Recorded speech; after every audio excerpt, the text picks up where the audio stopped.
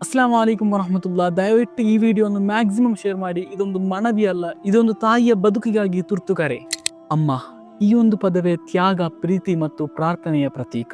ಇಸ್ಲಾಂ ನಮಗೆ ಕಲಿಸುತ್ತದೆ, ಸ್ವರ್ಗವು ತಾಯಿಯ ಪಾದಗಳ ಕೆಳಗಿದೆ. ನಾವು ನಿದ್ದೆ ಮಾಡಿದಾಗಲೂ ಅಮ್ಮ ನಮ್ಮ ಭವಿಷ್ಯಕ್ಕಾಗಿ ದುವಾ ಮಾಡುತ್ತಾಳೆ. ನಾವು ನೋವಿನಲ್ಲಿ ಇದ್ದಾಗ ಅಮ್ಮನ ಹೃದಯವೇ ಮೊದಲು ನೋವಿಗೆ ಒಳಗಾಗುತ್ತದೆ.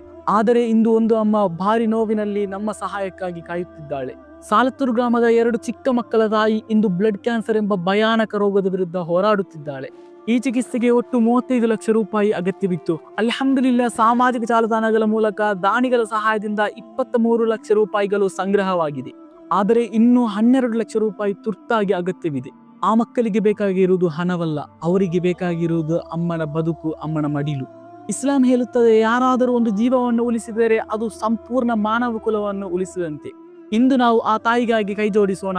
ನಿಮ್ಮ ಸ್ವಲ್ಪ ಸಹಾಯವು ಆ ಕುಟುಂಬಕ್ಕೆ ದೊಡ್ಡ ಆಶಯ ಆಗಬಹುದು. ದಯವಿಟ್ಟು ಈ ವಿಡಿಯೋವನ್ನು ಮ್ಯಾಕ್ಸಿಮಮ್ ಶೇರ್ ಮಾಡಿ. ಪ್ರಾರ್ಥನೆಯಲ್ಲಿ ಅವರನ್ನು ನೆನಪಿಡಿ. ಒಂದು ತಾಯಿಯನ್ನು ಉಳಿಸೋಣ, 2 ಮಕ್ಕಳ ಭವಿಷ್ಯವನ್ನು ಉಳಿಸೋಣ. ಅಲ್ಲಾಹನು ಸ್ವೀಕರಿಸಲಿ. ಆಮೀನ್.